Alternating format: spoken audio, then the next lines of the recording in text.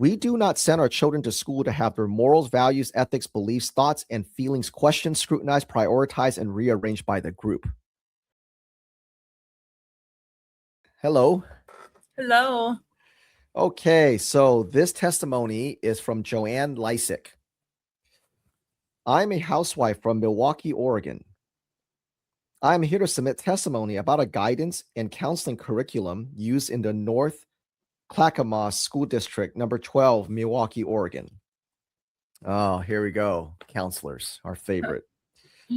There are federal funds involved in this program, although our district has been unwilling to provide the total costs. Shocker.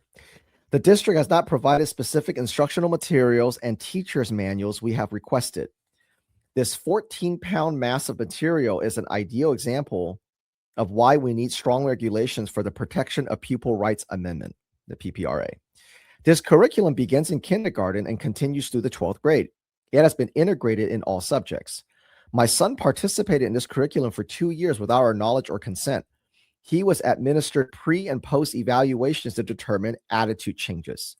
He participated in Sidney Simon's values clarification, role-playing, and a myriad of group activities. One of these was to sit in a magic circle holding hands and diverge personal information about his thoughts, feelings, values, and beliefs. This is, remember, folks, this is early 1980s. This is early 1980s. It sounds like she's saying this today. Mm-hmm. He was placed in moral dilemmas via Lawrence Kohlberg and came home one day very confused as to the rightness or wrongness of stealing from a store. Man. Wow. He was put through transactional analysis via Alvin Fried, and as a result, applied the principle of playing stupid at home whenever his dad or I gave him a chore to do. It caused a lot of dissension in our home. He realized some of these things are typical of children, or we realize some of these things are typical of children, but it takes a totally different connotation when you see it written down and find out your son has indeed been taught this in school. I got this page from my district, and my son recognized it as an example he was taught. My son was given questionnaires that he didn't even know how to respond to. Let me read this from decision categories. So now she's quoting the survey he was given, essentially. We all make decisions daily. Some are more important than others. Some require thought and study before making, and others are almost automatically. The following decisions are faced by many people today. Read them and decide which decision category applies to each. Write the number code in the blank after the decision to tell how much thought you put into each one. So it gives him 1 to 5, 0 to 5. 0 is under my control. Number 1 is automatic and no thought. 2 is sometimes think about it. 3 is think about it but not study. 4 is study a bit, and 5 is study a lot. So 0 to 5, 0, I'm not thinking about it. 5, I'm thinking about it a lot. So then they gave him a list of decisions. To get up in the morning, what to eat and when, to tell the truth, to criticize a friend behind his back, to drink alcohol, to work a job, to use drugs besides alcohol, to smoke, to follow school rules, to vandalize, to go to school, to lie to your parents, to believe in God.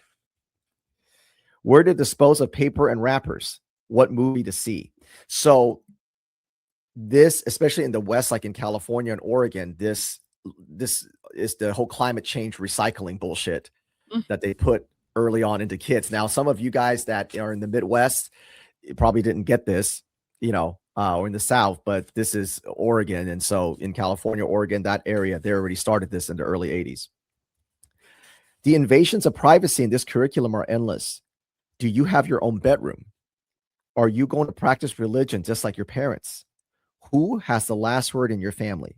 Draw a picture of your house and family occupants. Write what each one is saying. Draw what your parents wear at home, at work. What tools do they use at home, at work? What is your parents' income? How much time do your parents spend watching TV? And on and on. The young children are expected to fill in sentences such as, quote, the trouble with being honest is blank. They are asked, what would be the hardest thing for you to do? Steal, cheat, or lie? This question was included for group discussion in the 3rd grade. How many of you have ever wanted to beat up your parents? Is this education? There is virtually no way to control some of these processes as magic circle and other sensitivity and encounter type group techniques. Who knows what a child will bring out in these activities? How qualified are educators when handling an incident with a seriously disturbed child?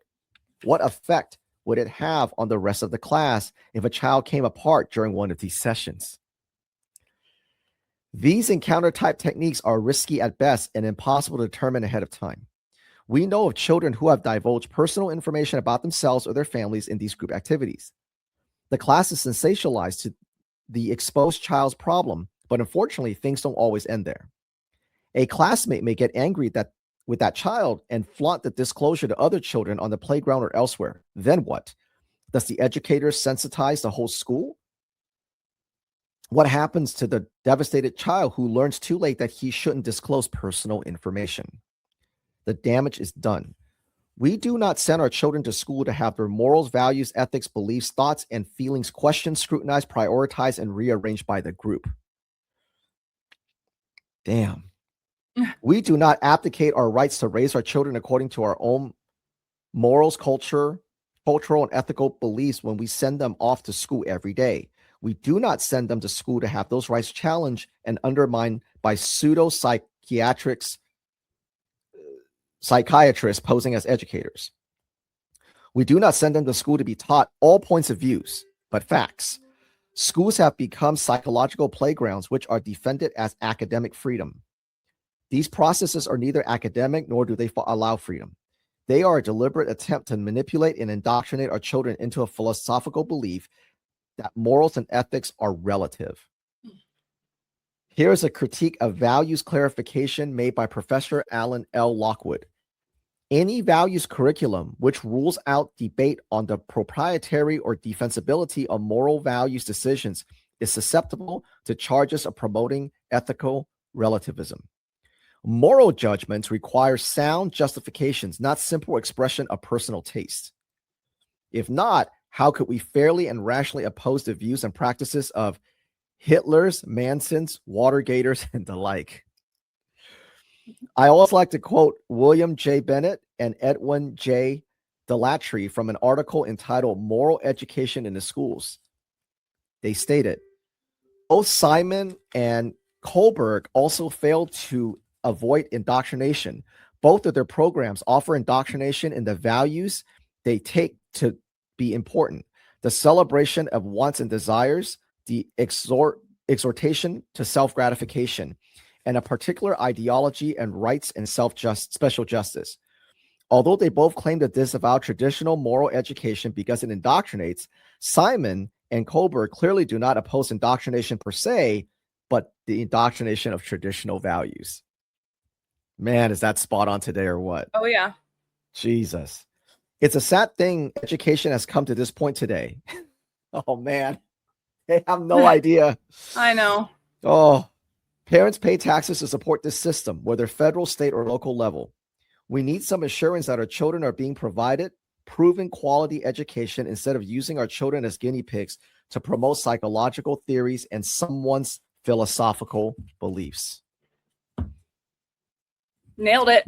Wow. I mean, you could probably, out of all of the segments that we've read thus far, this one is exactly what is happening in school today. I'm going to read one sentence, go back just a minute here, that it said, okay, we do not send our children to school to have their morals, values, ethics, beliefs, thoughts, and feelings questioned, scrutinized, prioritized, and rearranged by the group. That, ladies and gentlemen, is exactly what your education system is doing through social emotional learning and all of the systems that have come in under SEL. That is exactly what they're doing. And when they talk about what did they call it? Magic circle. Mm-hmm. That's what they do in your schools today. They call it different things, but it is essentially a struggle session in order to rearrange the values and prioritize what your children believe and how their viewpoints about life and the world are. That's what they're doing. It's perfectly said. It is. It's truly unbelievable to see and hear that this has been happening since the early 80s. It just wasn't as scalable as it is today. So they've been working on it for 30 years to get it to be where it is today. And this is why we're doing the series, because parents need to understand that you still have these dishonest ideologues today to tell you it's not happening when it's been happening since the 80s. So this is a great testimony. They just keep trying and trying and trying until they did make it systemic. This person even states that it was integrated into every subject. That is what social emotional learning is. It's not just a 15-minute thing that they do and learn about, empathy. It is a systemic transformation that is now in all of your subjects, all of your policies, all of the practices in the culture of the school. They got it done. And so in order for us to get this out, we have to fight even harder than what these parents had to do back in 1984, because at the time it was not systemic in the way that it is today. It wasn't in every school district, every new curriculum that comes out, every practice, policy, so on and so forth. But this is exactly what is happening. Hey, you guys remember this? When your schools start asking for referendums and money and they say need more money, this is what they've done with your money since the early 80s, late 70s, really, some of these other testimonies. So remember that.